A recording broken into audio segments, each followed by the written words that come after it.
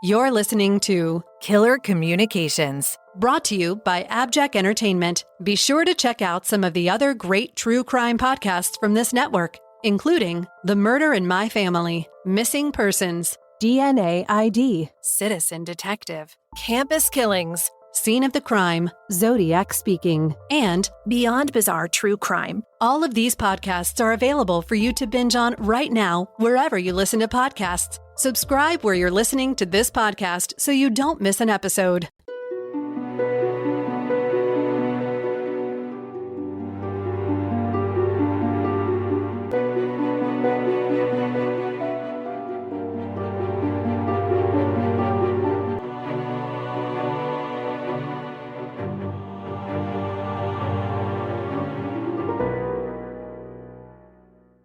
Bashir Kouchacji thought he was living the American dream when he opened his second restaurant in Washington, D.C. But before the paint on the walls was dry, his dream turned into a nightmare. Over the course of a decade, thousands of threatening phone calls were made to his restaurant, inciting a paranoia that would send him past the brink of insanity. Chapter 1. The Call. While no one quite remembers the exact day of the first call, between 1983 and 1993, the Marrakesh restaurant in Washington, D.C. received over 7,000 harassing phone calls from a mysterious individual the staff named L'Enfant.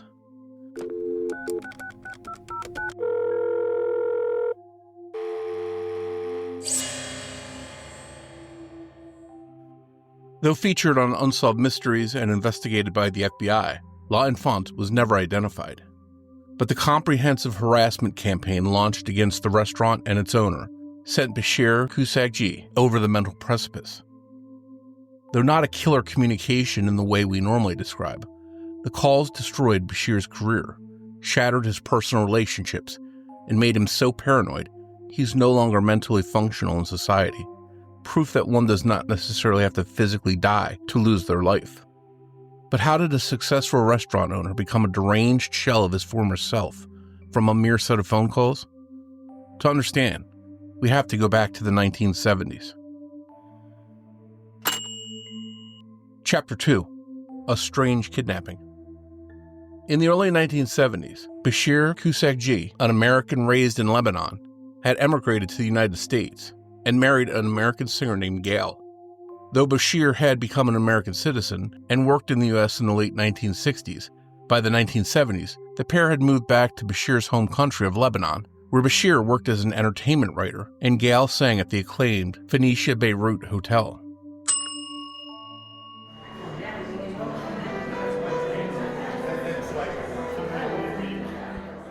A well-known singer in her time, Gail was often asked to perform for Lebanese diplomats, Saudi royalty, and other prominent figures.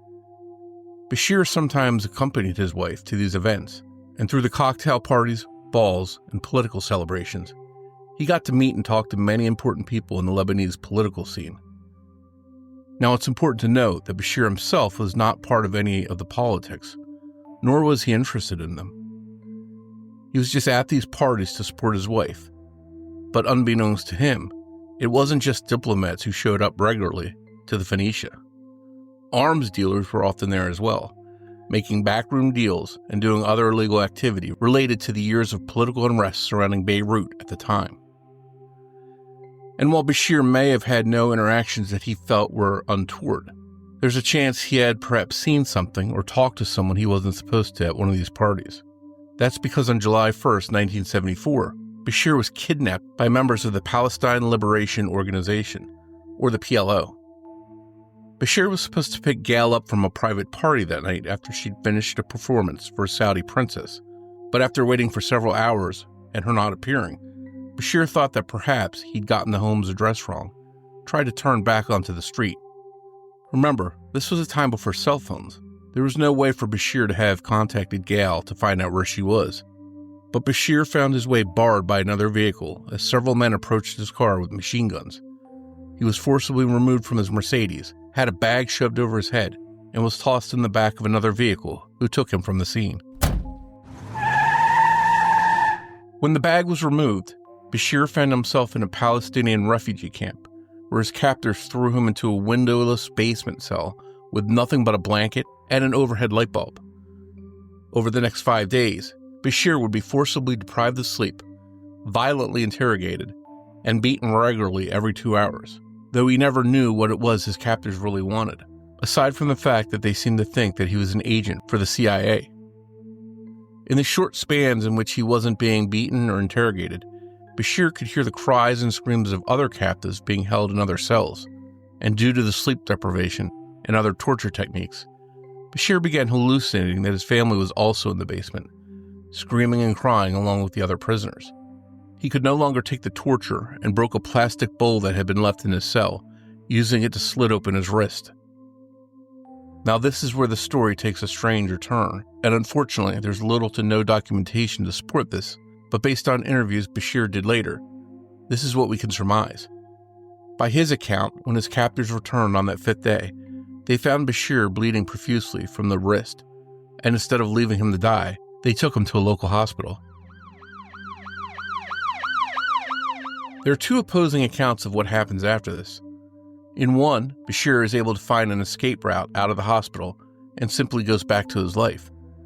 In another, Bashir convinced the nursing staff to let him call his family back in the U.S. In getting a hold of his mother and explaining what happened to him, his mother contacted the U.S. Embassy in Lebanon, and they were able to negotiate a release. As there were State Department records in reference to Bashir's case, we can surmise that the negotiation for his release is the most probable in this scenario.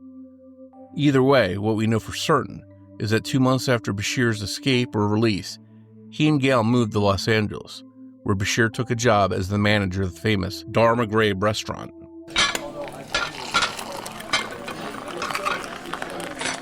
But this move and new job would not heal Bashir from his horrific experiences.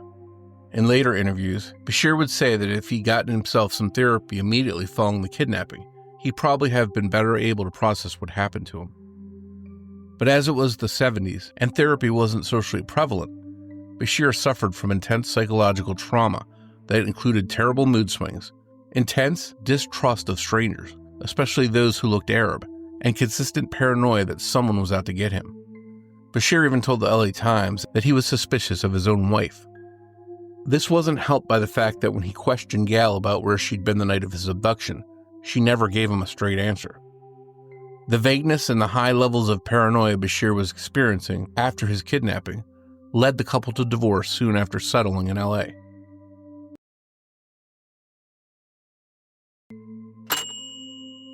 Chapter 3. The Beginning of Recovery.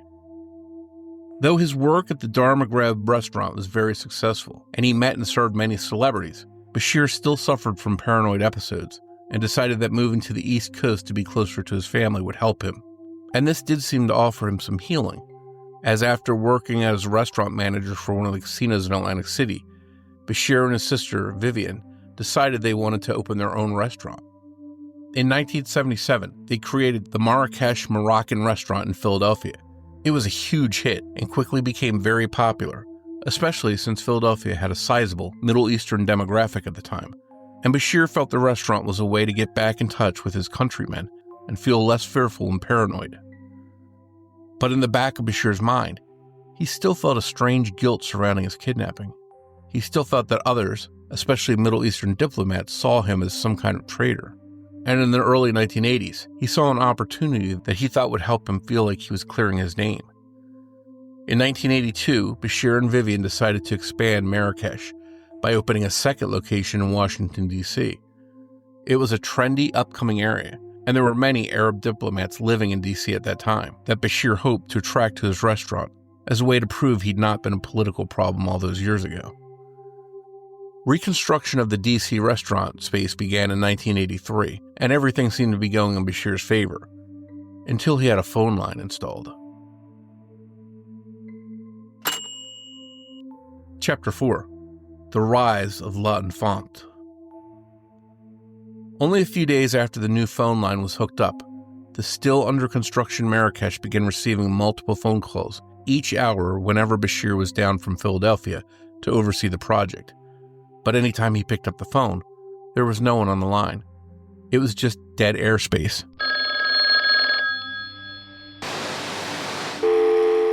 Wondering who could have gotten the phone number for a restaurant not even open to the public yet, Bashir installed an answering machine on the phone, and what it recorded was extremely unsettling.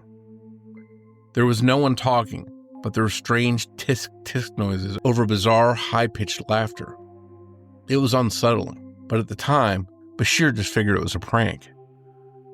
But the calls escalated once the Marrakesh opened its doors to diners, and the laughter was replaced by threats of violence, spoken in the voice of a young boy. No one was immune to this caller's anger, as he spewed profanities and murder threats at whoever happened to pick up the phone. But staff and Bashir himself noticed quickly that the calls were far more frequent when Bashir was in the building.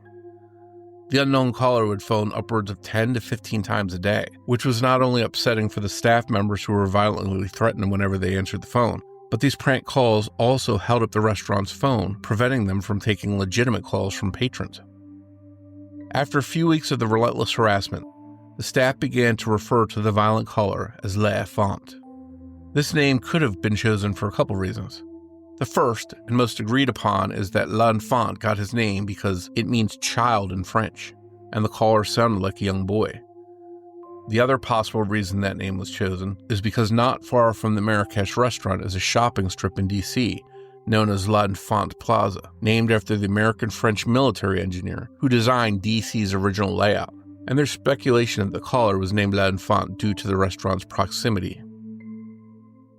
However he got his moniker, L'Enfant's reign of psychological terror did not dissipate as Marrakesh, D.C. celebrated its one-year anniversary. If anything, his calls escalated, calling the restaurant over 20 times a day on some occasions. And instead of just lobbing eerie, generic threats, L'Enfant began playing recordings of machine gun fire and people screaming over the phone.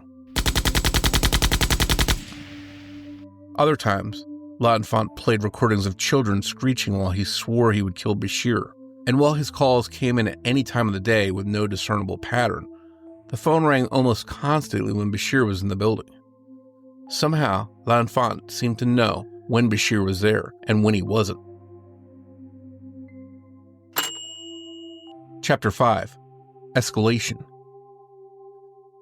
By the second year of Marrakesh, D.C., staff turnover at the restaurant was exceeding usual averages due to L'Enfant's prolific harassment. And it got worse as he began giving specific details in his death threats that terrified not just Bashir, but other employees as well. At one point, Bashir's longtime girlfriend, who often worked with him at the restaurant, picked up one of L'Enfant's calls, and he not only violently threatened her life, but also the life of her and Bashir's unborn child. Somehow, L'Enfant knew she was several months pregnant. Around the third year of L'Enfant's reign, he began using the names of Bashir's friends and family members in his threats to signal that he not only knew about Bashir's place of work, but intimate details about his personal life too. And while today we might not find that very odd since most information is easily found through social media or on websites that sell a person's information, back in 1985, there were very few ways someone could find personal information on another person. And L'Enfant even seemed to know Bashir's travel patterns, as when he went to Marrakesh, Philadelphia to help his sister, L'Enfant would call him multiple times a day at that restaurant too. This begged the question of who exactly L'Enfant was. How did he know these things? How was he getting his information? Bashir didn't know. He had no idea. But the fact that someone seemed to be stalking him was enough to reignite all of his traumatic memories from his 1974 kidnapping. Chapter 6. A Descent into Madness. Bashir's employees had always described him as being a very cordial, nice man, but the more L'Enfant called, the more Bashir's PTSD escalated, and his usually pleasant demeanor was rapidly replaced with intense, irate paranoia. His girlfriend told the LA Times that no one was above suspicion to him. He was very angry. He never got physical with anyone, but he would erupt in a rage. By Marrakesh, D.C.'s third year in business, not only was the staff turning over because of L'Enfant, but also because their boss had become raging, paranoid, and angry. And Bashir's paranoia was only heightened when he went out to his car one evening after a shift at the restaurant and found that someone had keyed Stars of David into the side of his Mercedes. Then, a few months later, in 1986, Bashir went to drive one of his other vehicles parked outside the restaurant, and it caught on fire. When he brought the car to his mechanic, it was discovered that someone had tampered with the car's wiring to specifically cause an electrical fire. Was L'Enfant behind the attack? Had he escalated from phone calls to attacking Bashir physically? Bashir certainly thought so, but no one had been able to get L'Enfant to give up any information about his real identity, and L'Enfant had never specified how he was going to kill Bashir, just that he would. Oddly, his voice never changed, though based on the amount of years he'd been calling, a boy of his age should have begun puberty. His voice should have deepened, but that never happened, and his calls only continued, averaging around 15 to 20 times a day, 7 days a week, and often more when Bashir was physically in the restaurant. By 1986, L'Enfant had made over 7,000 violent threats via phone call to Bashir, his family and friends, and almost all of his employees. Bashir couldn't sleep, his nights filled with nightmares of his imprisonment at the hands of the PLO. His daily anxiety was so high from sleep deprivation that he could barely eat or see straight, and he swung from moody despair to horrific rage depending on the moment. It got so bad that his girlfriend broke up with him, and Bashir realized he was dangling over the precipice of a nervous breakdown. He had to do something to save himself. So in 1987, not long after his girlfriend left, Bashir left Marrakesh, D.C. in the care of his head manager and checked himself into the Sibley Memorial Hospital psychiatric ward. He stayed there for several weeks, feeling like it was the only place where L'Enfant couldn't get to him. But that wouldn't be the case for long. Only a short time after he checked in, the nursing station began receiving strange calls for Bashir from a young boy talking about how he knew Bashir's daily routines in the hospital and about his movements around the facility. Apparently, L'Enfant had found Bashir again. But how? How could he have infiltrated the closed psychiatric wing of the hospital? But L'Enfant wasn't done yet. While continuing to harass Bashir during his stay in the mental ward, L'Enfant still kept up his hundreds of calls to Marrakesh, D.C. Chapter 7. Call the FBI. After leaving the mental hospital several weeks later and getting no break from L'Enfant's violent harassment, Bashir called the phone company and asked that a wire trace be put on the restaurant's phone line. And while the phone company wouldn't say anything on the record about their findings, we know the phone tap was only put on Marrakesh's phone for 1 to 2 weeks, and there was no available data about what they found. Whatever it was seemed to not be enough for Bashir, as he contacted the FBI and had them tap his phone as well. And though it took Bashir hiring several lawyers to plead his case to the FBI, they finally agreed to check into these harassment calls in 1988. Over the course of the next 18 months, the FBI collected data from Bashir's phone line, but not even they were able to uncover who L'Enfant really was. Because as it turned out, L'Enfant wasn't just one person. He was multiple people. Based on the call tracers, the FBI found that the L'Enfant calls were being made from dozens of payphones around the D.C. area. It was impossible in 1988 to know who was actually making any of those calls, but based on the frequency with which they came into the restaurant from so many different payphones, the FBI concluded that there were several different L'Enfants all calling the restaurant from different places around the city. They couldn't explain how they all were able to sound like one prepubescent boy, or why the sounds of people screaming and machine gun fires were heard so often in the background if it was a payphone that was being used. But aside from Bashir's car catching fire, which couldn't technically be proven to be associated with L'Enfant, there were no active threats from the FBI's perspective, so they closed the case. Chapter 8. L'Enfant is undeterred. Unfortunately for Bashir, the FBI's involvement didn't deter L'Enfant, who kept up his harassment all through the FBI's investigation. Only 3 weeks after Bashir had left the Sibley Hospital psychiatric ward, he was checking himself back in. Though L'Enfant still called him there, the nurses took the calls, and Bashir didn't have to deal with them, so it still gave Bashir some level of relief. This pattern would continue for Bashir well into the early 1990s, where he would stay in the psychiatric ward for a few months, feel better, go back to his normal life, and then be harassed multiple times a day by L'Enfant, leading him to quickly feel paranoid and edgy, and within only 2 to 3 weeks, Bashir would be back in the psychiatric ward. By this point, L'Enfant had been violently harassing Bashir for almost a decade, every day, 20 times a day, 7 days a week. The psychiatric ward was the only place that Bashir felt safe, and with his erratic mental state, his family took over Marrakesh, D.C.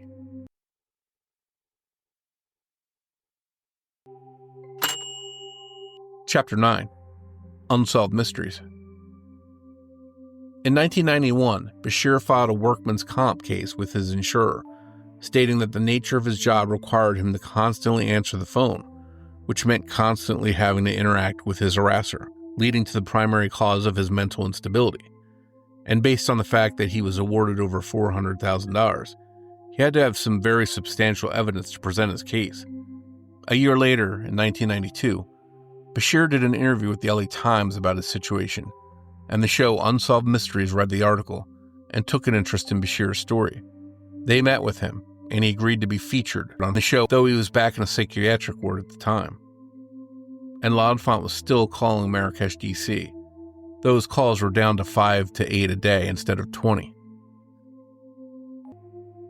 The Unsolved Mysteries episode first aired on February 17, 1993, and featured an interview with Bashir in his hospital room, and overlaying his story with live-action reenactment of the events. What's interesting is that almost immediately after the airing of the Unsolved Mysteries episode, L'Enfant's decades' reign of harassment suddenly stopped. Was it possible that Unsolved Mysteries' national airtime was enough to scare L'Enfant into submission, or was it simply coincidence?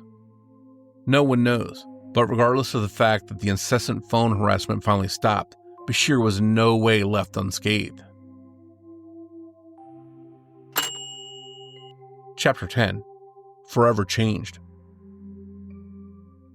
Even after the onslaught was over, Bashir continued to be in and out of psychiatric wards well into the 1990s, and his long-standing mental instability alienated him from his family. By 2000, Bashir was estranged from all 6 of his children, who were now adults, and his family had essentially ousted him from anything to do with either Marrakesh restaurant. But this didn't stop him from causing a terrible PR storm for the restaurants in 2002. Though he was no longer associated with Marrakesh restaurants at the time, Bashir spent thousands of dollars to post 10 quarter-page ads in the Washington Post that he claimed was sponsored by Marrakesh Enterprises, and listed the restaurant's addresses and phone numbers. In the ads, Bashir wrote anti-Semitic remarks about Zionists turning Jewish beliefs into political parties, along with links to direct readers to Bashir's new personal website, which was called doubtcome.com. On his website, Bashir spewed blame on the Jews and Israeli government for his imprisonment back in 1974, and his subsequent issues with L'Enfant, causing his mental breakdown and estrangement from his children. Bashir also had many disparaging views on gay people and women. The Marrakesh restaurants faced immediate backlash from the Jewish community for Bashir's anti-Semitism, with proposed boycotts of the restaurants, and an influx of protest letters from the Anti-Defamation League. The Washington Post quickly pulled the ad, and also returned Bashir's payment for the 9 other ads he wanted to run, and the real Marrakesh Enterprises found themselves running defense to distance themselves from Bashir, telling the Washington Post that Bashir has nothing to do with Marrakesh, and that the family absolutely didn't endorse his views. Bashir, who spoke 6 languages and had become a successful restaurateur and business owner, was now an unhinged man in his 50s. Chapter 11. Who was L'Enfant? Well, Bashir's weird website is no longer active, and he's not been in the media for a very long time. The strange phenomenon of L'Enfant still remains a mystery. His real identity is still unknown, as well as the reason for the decade of psychological torture of a simple restaurant owner and his staff. The Marrakesh in Philadelphia is still very active, and if any of our listeners are local to the Philly area, you can go experience their food and live dancers 7 days a week, 5:30 p.m. to 11 p.m. The Marrakesh D.C., however, closed in 2018 in order to move to a new location, but it doesn't seem like that ever happened, since as of the recording of this episode, Their websites are no longer active, and their Yelp and Google page have marked the establishment as permanently closed. While not even the FBI was able to figure out who L'Enfant was, this mysterious reign of psychological terror destroyed the life of Bashir Kouchacji without any rhyme or reason. Could Bashir's kidnapping have had something to do with his harassment? Were there deeper, more sinister political pawns at play through this story? No one will ever know for sure. What do you think of L'Enfant's reign of terror? What was it about? And do you have a theory? Audience invitation. Is there a case or an unexplained communication you'd like us to cover? Please take the time to rate and review this show, and in your comments, tell us what case you'd like us to tackle. You can also follow us and reach us on social media. We're on x.com at KillerCPod, and on Facebook at facebook.com/KillerCommunicationsPodcast. And be sure to check out our website, KillerCommunicationspodcast.com. Killer Communications listeners, if you want to support this show and get access to things like ad-free listening, early release episodes, and any bonus content, consider supporting us with an AbJack Insider subscription through Apple Podcasts. For $4.99 a month or $49.99 a year, your AbJack Insider subscription will not only unlock all of these great benefits for this show, but for every podcast on the AbJack network of indie podcasts. Get your AbJack Insider subscription started with a free trial. Simply head over to Apple Podcasts and search for AbJack Entertainment, and you'll find the option to set up and unlock your subscription and start enjoying all the benefits of being a subscriber. We'll also include a link in the show notes. Your support is greatly appreciated. Just a heads up, new episodes of Killer Communications air every other Saturday. Thanks for listening, and we hope you'll join us on the next episode of Killer Communications. Killer Communications is narrated and produced by Mike Morford for AbJack Entertainment. It's researched and written by Abagail Belcastro. Be sure to visit the show's website, KillerCommunicationspodcast.com, for past episodes, social media links, show news, and more.